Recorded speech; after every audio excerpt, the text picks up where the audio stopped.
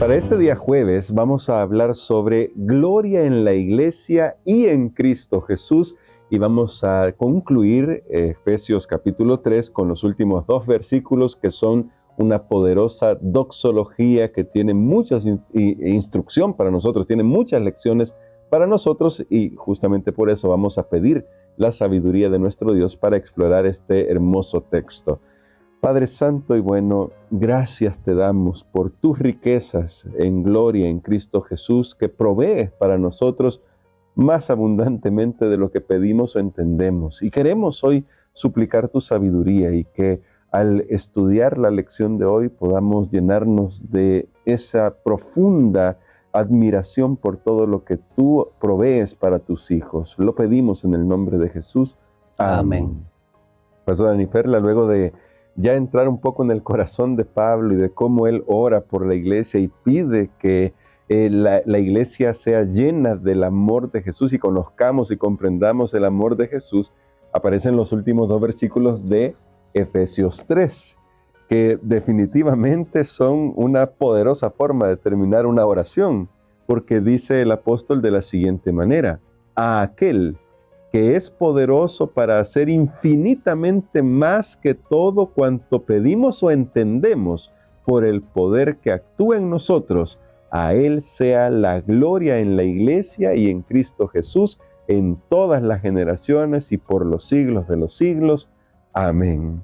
Pastor, ¿qué está queriendo decir Pablo con esto? ¿Qué quiere transmitir Pablo a la iglesia con esta doxología en cuanto bueno, aquí hay varios temas, ¿no? La gloria de Dios, el poder que habita en la iglesia, en los creyentes que se unen a esta iglesia. ¿Qué nos puede decir? Esto es realmente poderoso. Esta es una doxología, tiene que ver con alabanza, es una expresión. El apóstol prorrumpe en alabanza a Dios después de considerar todo lo que ha estado hablando. De hecho, ya en el capítulo 1 nosotros hemos hablado de una doxología que hay ahí también en el versículo 3, donde él hablaba acerca de la bendición. Repite en un solo versículo la palabra bendición, y hablábamos de las bendiciones pasadas, presentes y futuras, pero ahora él viene y su espíritu está exaltado. Realmente ustedes lo van a ver, lo vamos a ver juntos, que en ese versículo 20 hay tanto poder allí. Realmente es maravilloso, y es como esto es un resultado inevitable de todo lo que él ha estado meditando, de todo lo que él ha estado en su corazón poniendo ante los hermanos también, y este es el resultado final. Esto es como decir, bueno, por ahí se tiene un encendedor o un fósforo, un cerillo, ahí se tiene combustible. ¿Y qué pasa cuando activamos el fuego? Pues ahí va a haber una explosión.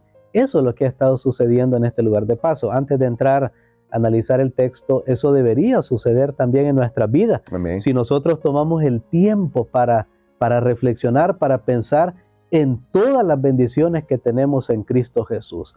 Yo creo que si en un momento de nuestra vida no vemos razón para alabar a Dios porque las circunstancias no son ideales, no son óptimas, son difíciles, pues vayamos a examinar todas las bendiciones espirituales que tenemos en Cristo, pero que de seguro se van a hacer bendiciones presentes en nuestra vida.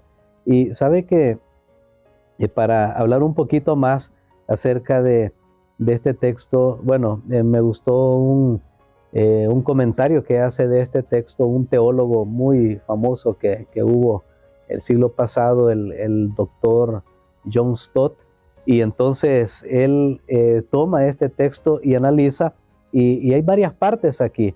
Vayamos al versículo 20 nuevamente, y dice: aquel que es poderoso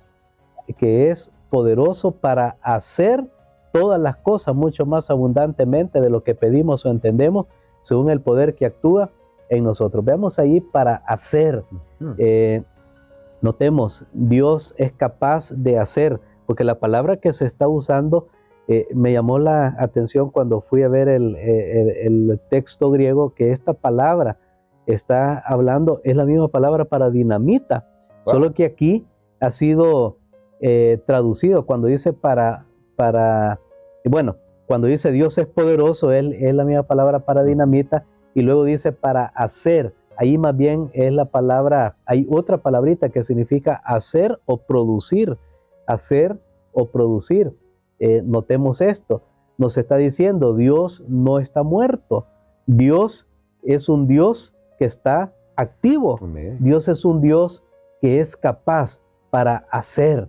Porque cuántas veces, a veces una persona quiere hacer algo, pero no es capaz de hacerlo porque tiene algo que le impide. El paralítico en Betesda, en el estanque, él quería ir al estanque supuestamente para ser sanado, pero no podía ir, no era capaz, en su mente quería, pero no podía.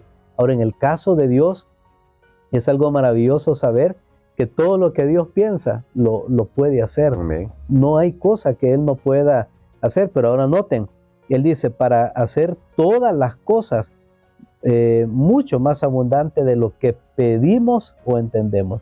Lo que pedimos. ¿Qué significa eso? Que tenemos confianza de hablar con Él y Él nos oye y responde. Amén. ¿Cuál es la razón por la que muchos cristianos ya no oran? Porque piensan que Dios no les va a responder. Entonces, ¿para qué yo voy a ir a pedir? Es como que hay una persona que usted sabe que puede hacerle un favor, pero usted también sabe que no va a querer hacerle ese favor. Entonces, anticipadamente, usted dice, ¿para qué voy a ir a pedirle? Si yo sé que no me va a atender. Pero en el caso de Dios, el apóstol dice, pedimos, quiere decir que Él nos oye. También dice, mucho más de lo que pensamos. La palabra entendemos, la palabra que usa ahí es pensar. O sea, Dios es capaz de hacer mucho más de lo que pedimos, de lo que pensamos. Dios lee nuestros pensamientos. Y a mí me llama la atención esto importante para la oración. Sí. ¿Por qué razón? Porque a veces pensamos cosas, pero no las decimos. Sí. Tenemos miedo o tenemos pena. Pero Dios sabe que lo estamos pensando. Qué maravilloso es eso. Y dice todo. ¿Por qué? Porque Él lo sabe todo. Todo lo que estamos pidiendo, todo lo que estamos pensando, todo lo puede hacer. Pero noten que Él dice mucho más. De hecho, esa palabra usa dos veces en ese texto. Hay una palabra compuesta. Pablo está usando muchos superlativos y es la palabra hiper, que ahora se usa, por ejemplo, para hablar de algo grande, de algo que es más grande, si yo por ejemplo, le digo a alguien, este es un hipercombo, o sea, un combo mucho más grande, muy grande. Y Pablo usa esa palabra cuando él dice mucho más. O sea, las expectativas de Dios son más altas aún que las nuestras. Amén. Aún que lo que nosotros podamos pensar, aún que lo que nosotros podamos pedir. Dios tiene todavía expectativas muchas más altas para cada uno de nosotros, mucho más abundante.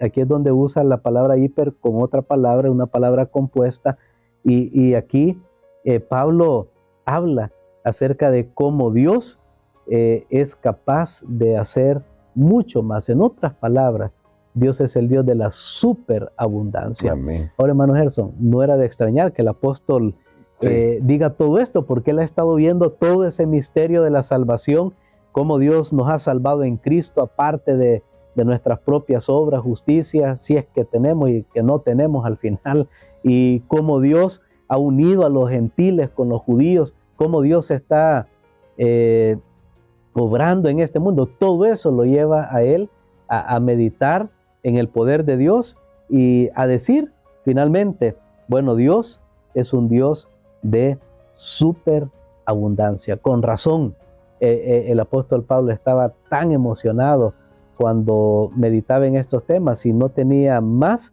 que realmente prorrumpir en alabanza a nuestro Dios. Y ahora, pastor, porque lo que nos ha dicho debería emocionarnos a todos, porque pensamos entonces al Dios, a esa persona maravillosa que nosotros llamamos nuestro Padre, que ya hablamos de ese tema esta semana también. Nuestro pastor nos ayudó a ver esa figura entre padre y patria. ¿cómo es posible que no nos acerquemos con tanta confianza, con tanta devoción también? Y usted lo decía hace un momentito, hoy los cristianos no oramos mucho, no oramos como debiéramos, porque parece que estamos yendo a alguien que no nos va a escuchar, e incluso hoy se ha convertido la oración en simplemente un ejercicio de meditación y pareciera que todo es introspectivo, todo es conmigo. ¿Cómo podemos cambiar esa realidad considerando que el texto también dice el poder que actúa en nosotros? Ahí termina ese verso 20, el poder que actúa en nosotros. ¿Cómo podemos cambiar esa realidad de nuestra vida de oración para que realmente tengamos la experiencia de Pablo? Bueno, creo que aquí tenemos una muestra de ese gran poder de Dios que está a nuestra disposición. Noten que ahí Pablo dice el poder que actúa en nosotros, no dice en mí, porque si él hubiera dicho en mí, yo dijera, es que Pablo, pues él era apóstol, Claro. él era profeta, es que él tenía revelación especial, es que él, y yo pensaría que no es para mí. Él dice, actúa en nosotros, hermano, esto no solo es para mí, esto es para todos nosotros. ¡Qué poder! El que tiene Dios. Nadie diga yo no puedo algo, nadie diga que no se puede. Qué triste es que la iglesia hoy muchas veces andamos ahí mendigando aún el poder de Dios, andamos a tientas cuando debería ser la iglesia una fuerza explosiva en el mundo. Amén. Iglesias a veces que no ganan ni una sola alma en un año. ¿Dónde está el poder de Dios? Hermanos, esto debe realmente despertarnos a nosotros, hermano Gerson. Y yo cuando estaba estudiando esto, yo pensaba, ¿por qué la iglesia estamos sin poder? ¿Por qué? Si Dios tiene todo este poder y Él es capaz de hacer mucho más de lo que nosotros pedimos o entendemos.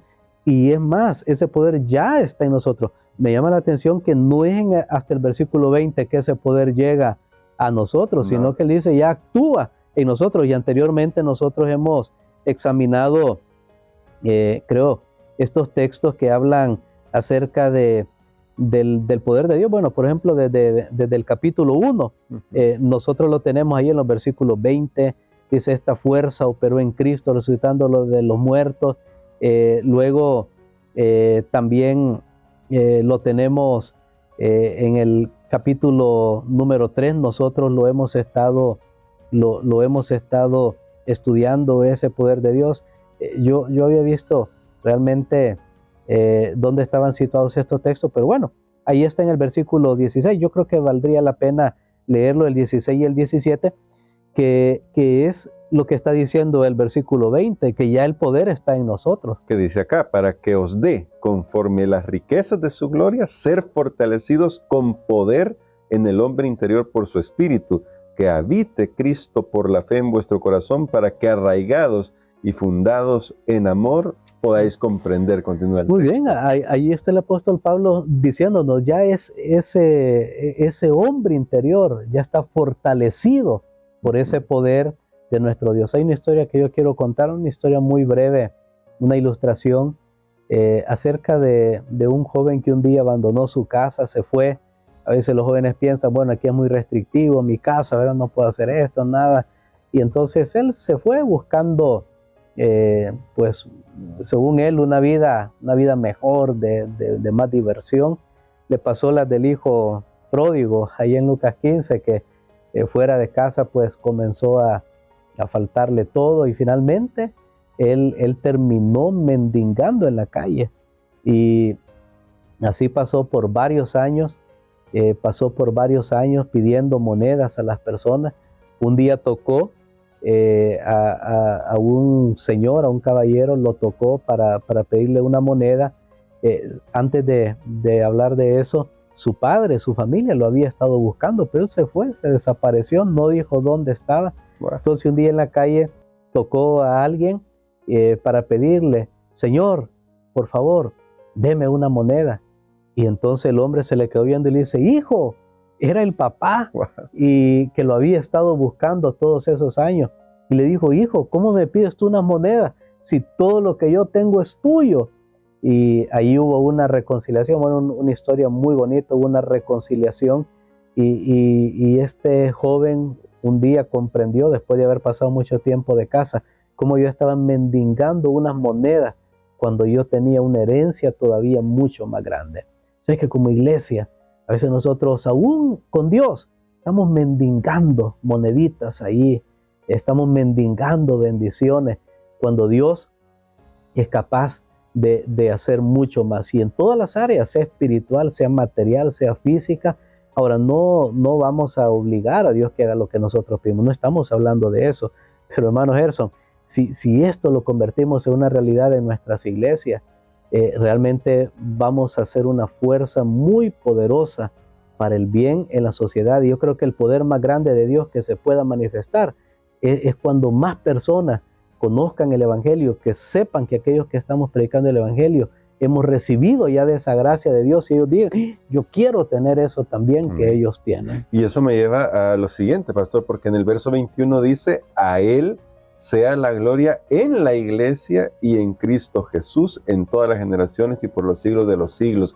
Entonces, ¿qué papel deberíamos tomar activamente la iglesia para que la gloria de Dios se manifieste en este cuerpo, esta nueva humanidad que se está formando, que es la iglesia de Cristo, para que el mundo sepa quién es nuestro Dios? Bueno, algunos se preocupan con este texto y dicen, bueno, ¿será que entonces la iglesia, que la gloria de Dios es mitad la iglesia, mitad Dios? No, ya vimos que todo es Dios. Amén. Es el que lo llena todo, es el que hace todo. Yo no puedo reclamar algo cuando he recibido todo. Ahora bien, pero hay algo maravilloso. La Biblia dice que Dios es glorificado cuando la iglesia vive en ese poder. Amén. Dios es glorificado. Dios como que quiere decirle al mundo, al universo, ya lo vimos, aún a las potestades de las tinieblas, Dios quiere decirle, mira, aquí está mi hijo, mira, aquí está mi hija, aquí está mi iglesia, mírala, cómo hace. Lo mismo que pasó en el caso de Job. Dios mismo le dice al enemigo, mira, aquí está, ¿qué te parece este hombre? Y claro, eso trajo también su consecuencia, pero sabemos que eso será el final de todas las cosas. Dios desea ser glorificado en su iglesia. Dios quiere ser alabado. Es más, los ángeles, nosotros tenemos declaraciones que dicen que entonan una melodía más alta cuando un alma es ganada para el reino de los cielos. Los ángeles están listos para alabar a Dios.